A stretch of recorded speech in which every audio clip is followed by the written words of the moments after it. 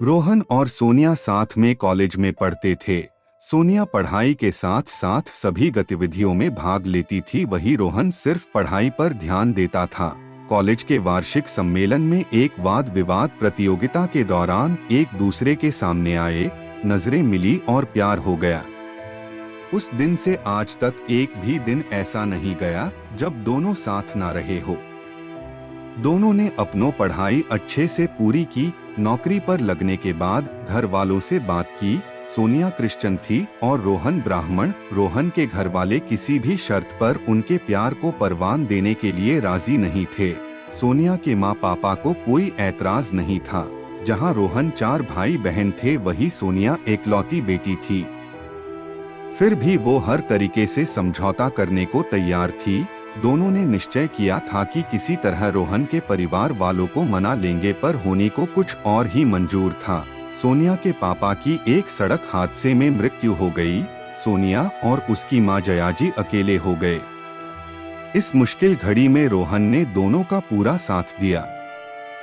जयाजी और सोनिया ने खुद को संभाला और फिर अपने बिजनेस को भी। सोनिया ने अपनी नौकरी छोड़ पापा का पूरा बिजनेस देखना शुरू कर दिया। रोहन के घर वालों को मनाने का हर एक पैतरा नाकाम साबित हुआ।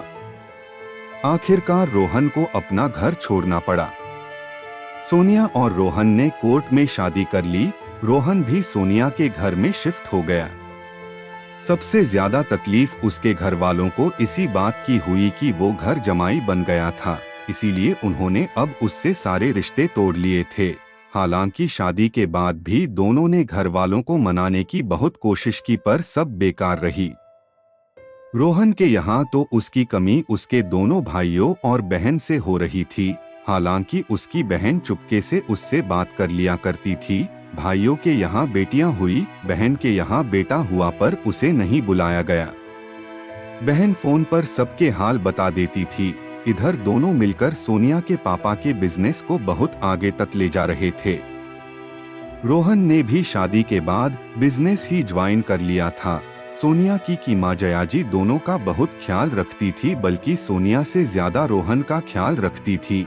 रोहन ने उनके जीवन में बेटे की कमी को पूरा कर दिया था। शादी के 2 साल बाद सोनिया ने खुशखबरी दी थी, वो मां बनने वाली थी। तीनों बहुत खुश थे। सोनिया अब घर से ही काम कर रही थी। जयाजी भी उसके साथ ही रहती थी। रोहन और जयाजी मिलकर सोनिया का पूरा ख्याल रखते थे। 7वां महीना आते ही अचानक सोनिया की तबीयत बहुत खराब हो गई। डॉक्टर को दिखाया तो पता चला बच्चे के साथ साथ बच्चादानी में एक ट्यूमर भी विकसित हो गया है, जिसे अब निकाला नहीं जा सकता। अगर निकाला गया तो दोनों की जान को खतरा हो सकता है। ये बात सोनिया को पहले ही पता लग गई थी, पर वो पहले बच्चे को खोना नहीं चाहती थी, इसीलिए उसने माँ और रोहन को कुछ नहीं बताया था। उसे अपने भगवान और प्यार पर पूरा विश्वास था। आज सोनिया की हालात बहुत खराब थी। जयाजी ने रोहन को हिम्मत बढ़ाई और कहा, बेटा भगवान पर भरोसा रखो, सब ठीक होगा।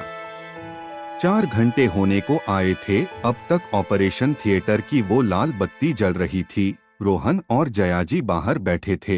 रोहन के तो आंसू बार बार छलक रहे थे, पर जयाजी आंखें बंद कर भगवान के जाप में लगी हुई थी। तभी डॉक्टर ने आकर बताया कि बच्चे और मां की कंडीशन थोड़ी खराब है। हो सकता है दोनों में से किसी एक को बचाना पड़े और बच्चेदानी को भी निकालना होगा। रोहन के तो पहले समझ ही नहीं आया क्या कहे। फिर खुद को संयत करते हुए उसने डॉक्टर से कहा, आप मेरी सोनिया को बचा लीजिए, उसे कुछ मत होने दीजिए। और फिर सुबकने लगा। जयाजी ने उसे संभाला। थोड़ी देर में बच्चे के रोने की आवाज आई। नर्स बच्चे को बाहर लेकर आई और बोली, बधाइयां बेटा हुआ है। रोहन और जयाजी ने उसे देखा, प्यारा सा छोटा सा। और अगला ही पल रोहन ने पूछा, सोनिया कैसी है? नर्स ने कहा, उनका अभी इलाज चल रहा है, हम कोशिश कर रहे हैं वो भी ठीक रहे। बच्चे को अभी NICU में रखना है। और कहते हुए उस बच्चे को ले गई। रोहन की सांसें मानो अटक सी गई थी। आधे घंटे बाद डॉक्टर बाहर आए और बोले, सोनिया ठीक है, अब उससे मिल सकते हैं।